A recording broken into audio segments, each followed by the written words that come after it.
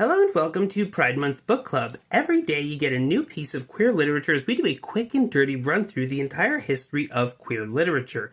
Today, we're jumping forward 1800 years to 1834, and we're doing Seraphita by Honore de Balzac. Published in 1834, this is a book about the perfect androgyne, and was written by a queer man who gets the standard treatment from historians reserved for all queer historical figures. That man is Honore de Balzac, born in 1799 in France to a wealthy family, whereupon he was immediately handed off to a wet nurse. Which was the style at the time. He was sent to a prestigious grammar school where he actually ended up spending most of his time reading alone in the dungeon. Yes, the school had a dungeon. A janitor from the school was later asked if he knew Honore de Balzac, and he said, "Oh, Monsieur de Balzac, of course I know him. I had the joy of escorting him to the dungeon over 100 times. They didn't used to call us autistic, they just called us inmates." His life, as is the life of many creatives,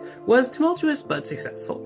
Originally, he tried to start a printing business, but this failed spectacularly and actually just landed him tens of thousands of francs in debt to his own mother. It was Auguste Le Poitevin in 1821 who actually convinced Honore de Balzac to begin his writing career with short stories that he would then sell to publishers. He would unfortunately die relatively young in 1850 of congestive heart failure, which is often attributed to his drinking of over 50 cups of coffee a day. On the day of his death, he was visited by famed author Victor Hugo, who also served as one of the pallbearers at his funeral. Historians often disagree about whether Honore de Balzac was actually queer.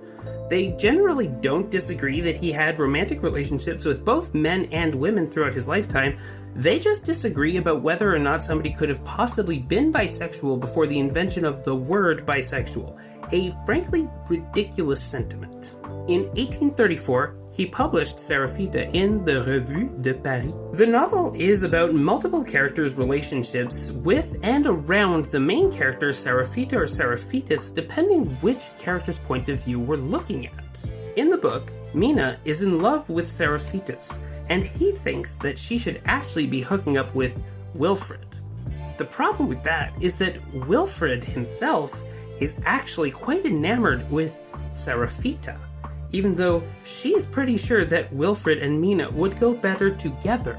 You see, Seraphitus is the perfect androgynous being, and so Wilfred loves them as a woman, Mina loves them as a man. With the help of Mina's father, they eventually discovered the origins of this perfectly androgynous being, and I won't spoil anything from the book because it is actually rather fun to read, although I would recommend getting a version of the book that has actual paragraph breaks because this is almost impossible to read.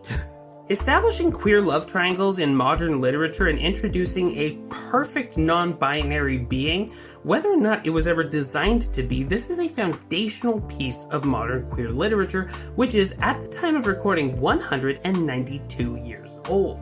Now let's read Monsieur de Balzac's descriptions of this main character. Never, in truth, has Seraphitus shone with so bright a radiance.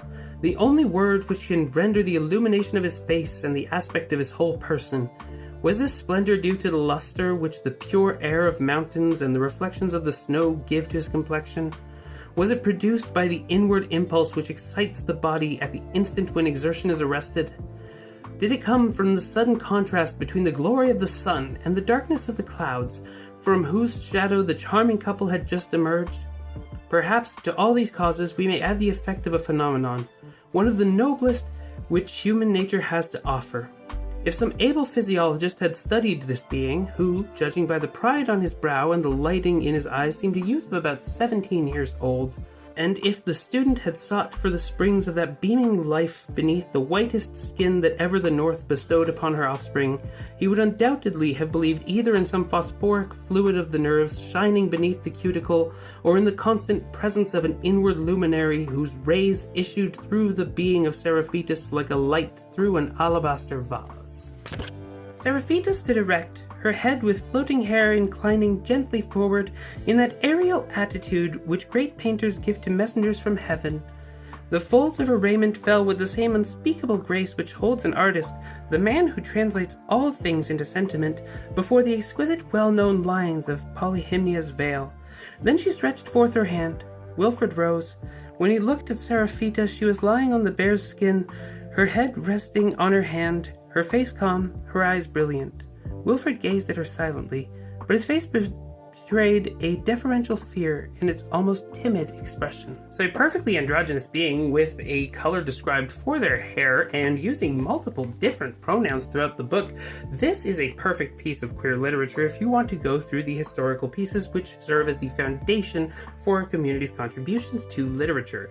This has been Pride Month Book Club Day 3. Remember to subscribe and come back every day for a brand new book. My name's Courtney. I'm that one trans chick on YouTube. Love you, my lovelies. Have an excellent Pride and an excellent night.